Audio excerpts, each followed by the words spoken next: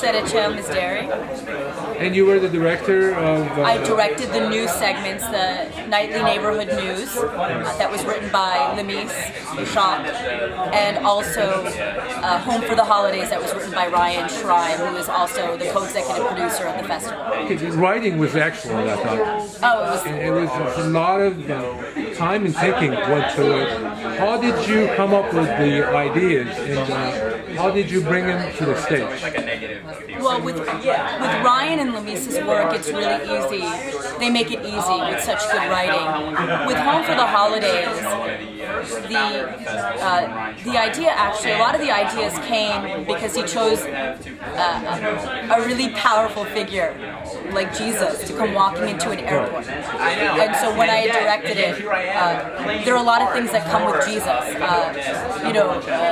and also the things that he wrote, which Jesus gets stopped for additional screening by TSA agents in the airport, and they find water, wine, fish in his suitcase. And so to put it on the stage, what I tried to do was make it theatrical, so that when Jesus walked in, and Ryan was incredible to collaborate with as a sketch writer, because he allowed me to be theatrical. So I said, I think we should have a choir of angels when he comes in, and the spotlight, and that the airport should change because somebody divine just walked in the room, and it might be funny that God and heaven becomes a character that Jesus has to deal with. It was very clever. I loved it. It was inspired by one section that Ryan wrote where when he's getting interrogated by the TSA agents, he had a stage direction where he looks up and he says, "Oh, we're really going to do this again." And I said, let's make it lights and sound that he's actually having a conversation with his dad.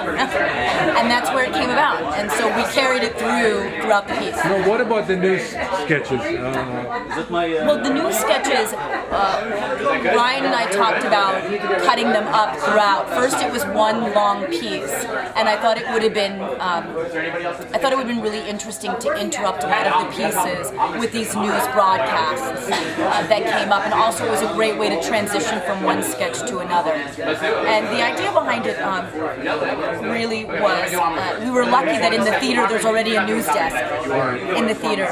And I think the second, we were also lucky that there were already screens and videos there. So we got to play a little bit with multimedia. I mean, there was one in which Charles, who you just interviewed, is talking about the shortage of olive oil in Browntown, USA, and how Middle Easterners and Arab Americans are up in arms.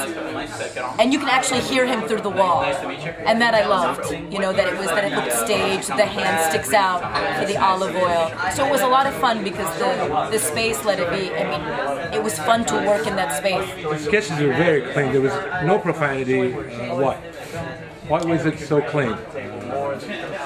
Oh, that's an interesting question. Why was the sponsors? No, I don't think it was the sponsorship, because I read all the pieces months ago before the sponsorships came on board. Okay, so that didn't have anything to do with it. No. It's just like I watch this all the time on HBO, on cable, and there's occasional profanity to make a point. It's not too much of it. I expected a little bit, and there was nothing. It was very clean. Well, I think with profanity is something precious in comedy. When you use it, you have to use it absolutely. Right, exactly. And I think it was just something that I think that's an artistic choice of the sketch writer. Maybe if it was in Arabic, they would have sworn aloud. That's what I'm thinking. Or Persian. So what's in the future for you? What are you doing next? What I'm doing next is I'm directing a play by Machiavelli, who wrote The Prince, that's happening at La Jolla Playhouse at the end of January. Is it going to be here? It's going to be in San Diego, La Jolla Playhouse, and it's just a sex comedy with songs.